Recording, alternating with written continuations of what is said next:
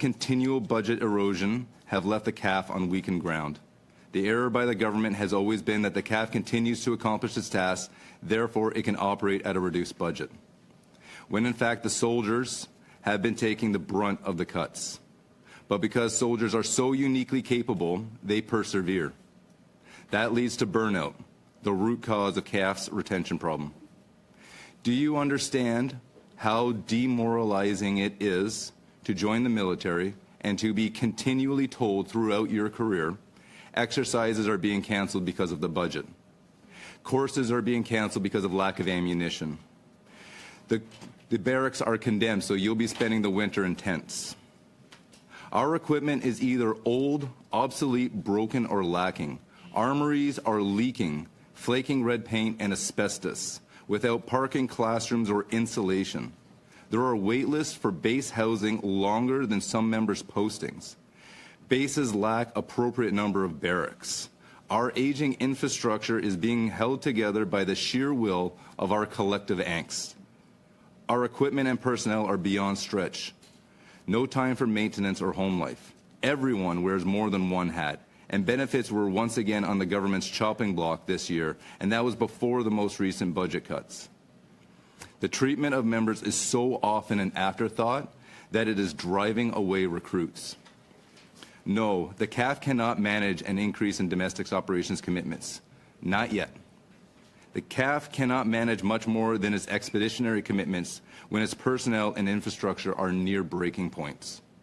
It could, and it should, but the trend of budget erosion would need to be reversed. Asking the CAF to increase its capabilities without an appropriate and permanent increase is asking for more to be cut from the bottom.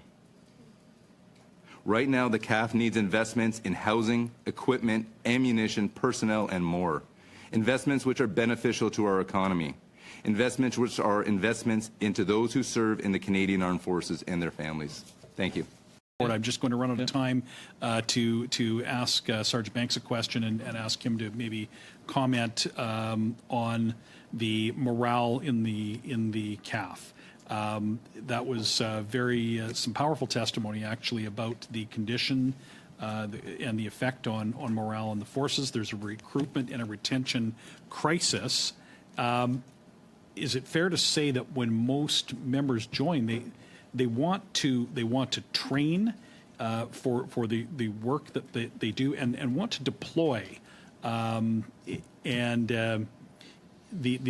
again about the limitations that budget constraints and neglect for things like basic maintenance. Go ahead with. I think I've probably only got a little over a minute left.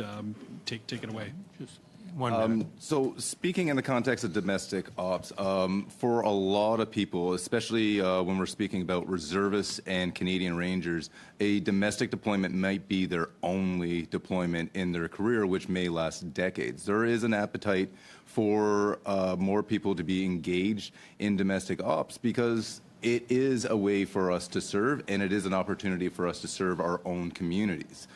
This is particularly important for reservists because we still live in our communities. We don't move far away to a base. But that's not to say that that appetite doesn't exist on the Reg Force side as well.